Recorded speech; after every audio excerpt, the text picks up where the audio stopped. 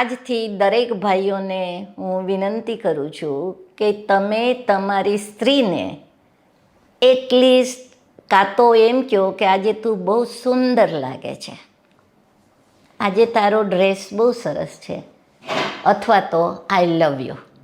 એક વખત કહેશો ને તમારી જિંદગી આખી બદલાઈ જશે. કારણ કે સ્ત્રી ઝંખે છે પ્રેમના 2 શબ્દ. હવે જો હું સ્ત્રીઓ માટે કહું ને કે સ્ત્રીઓની મિસ્ટેક ક્યાં છે, તો સ્ત્રીઓ છે ને બધું ભરી રાખે છે યંગ એજમાં, વિચ ઇઝ નોટ રાઇટ. પણ સ્ત્રીઓને બોલતા આવડવું જોઈએ અને કયા સમયે એને એની કમ્પ્લેન છે એ રજૂ કરતા એને આવડવી જોઈએ.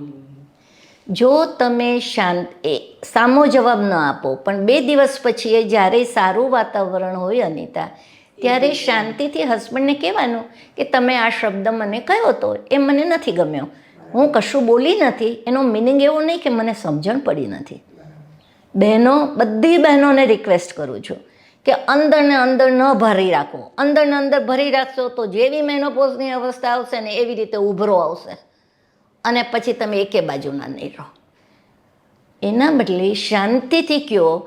એક વખત કહેશો ને તો એ ભાઈઓ બીજી વખત સેમ મિસ્ટેક કરશે જ, તો બીજી વખત આપણે એની સામે હસવું. એ જ્યારે મિસ્ટેક કરે એ તને કે ભાઈ તમને કે તારામાં તો અક્કલ જ ક્યાં છે, વિચ ઇઝ કોમન વર્ડ, ત્યારે આપણે હસવું એટલે એમને યાદ આવશે કે હા સાલું મેં ખોટું કીધું.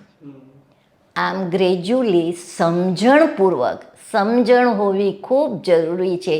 લગ્ન અવસ્થા કહો, પ્રેગ્નન્સી કહો, મિડ એજ કહો, બધામાં એને આવતા પહેલાં એને સમજશો અને દિલથી વિચાર કરશો, મનથી ઓછો કરજો, એકબીજાને રિસ્પેક્ટ આપો. જિંદગી વસંત ઋતુ જેવી જ છે.